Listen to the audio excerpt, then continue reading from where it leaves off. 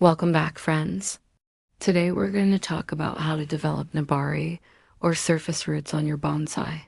One of my favorite parts of bonsai is the exposed root system, called Nebari in Japanese. The roots add stability, balance, and a sense of age to the tree. So today I'm going to share 5 ways you can develop more Nebari on your bonsai. The first way to develop Nebari is regular root pruning while reporting.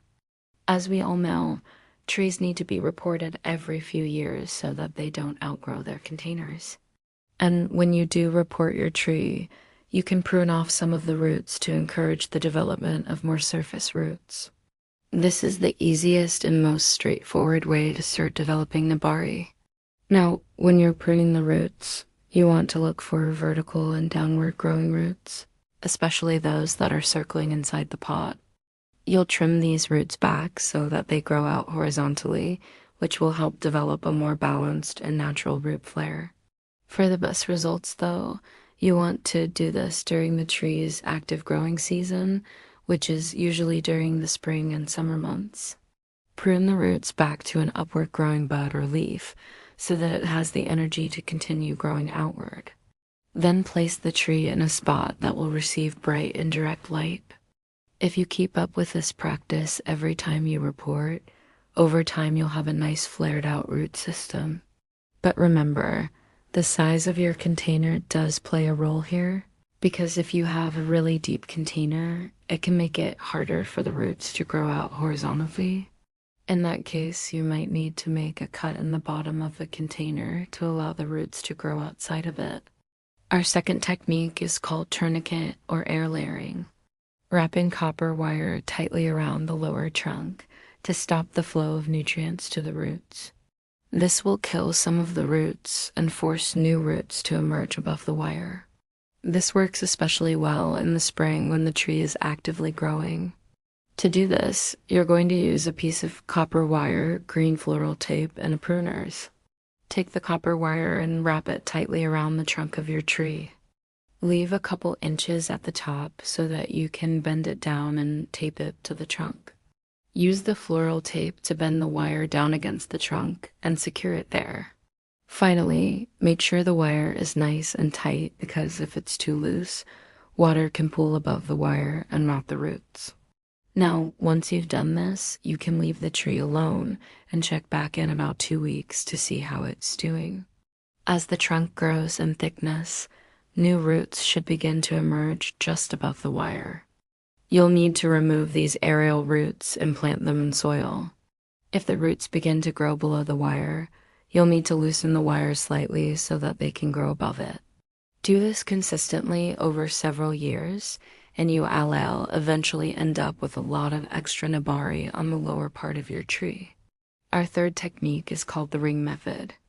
It's similar to the last one, but instead of wrapping a wire around the trunk, you actually remove a ring of bark to expose the hardwood underneath. To do this, you're going to need a sharp blade or pruners, a piece of sandpaper, a rooting hormone, and some sphagnum moss, maybe some plastic wrap. Take your blade or pruners and disinfect them. Now find a branch that is not too old or woody and make a cut about 1/8 of an inch from the tip of the twig. Angle the blade so that you cut a wedge shape out of the twig. This will expose some of the inner wood underneath the bark. Now take the sandpaper and smooth out the edges so there are no splinters. Wrap some sphagnum moss in plastic wrap and dampen it. Apply the rooting hormone to the cut area, wrap the sphagnum moss around the branch, and secure it with rubber bands or floral tape. Place the tree in an area that will receive bright and direct light. Check it periodically and mist the moss whenever it begins to dry out. Within a month or so, roots should begin to emerge from the exposed wood and work their way up toward the light. Once they get long enough, you can bury them in soil. This method works especially well on small branches, but you can do it on larger ones too. You just might need to use a hatchet or pruning saw to remove the bark. Remember, though, that you're bypassing a section of the bark, which means the tree won't be able to photosynthesize in that area anymore. So if you do this on a large branch, it could potentially kill it. That's why you want to test it out on a smaller branch first. Our fourth technique is a little less conventional, but it works, and it's called the board technique. The idea here is to lay the tree on its side on a flat surface so that the roots grow out to the sides instead of down. You can use a piece of wood or tile, or you can even notch the bottom of your container to allow the roots to escape.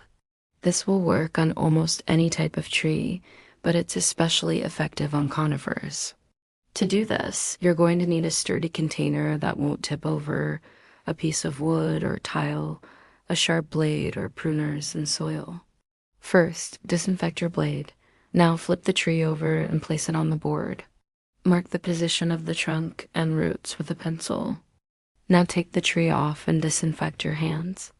Make a shallow cut around the bottom of the trunk and loosen the roots. Dig a hole in the soil, place the tree in position, and fill in the hole. Water when the soil is dry and place it in an area that will receive bright and direct light. Over time, the roots will grow out to the sides and curve under the tree. This can take some time, so just be patient and let nature do its thing. When it's done, you'll have some beautiful Nebari on your tree.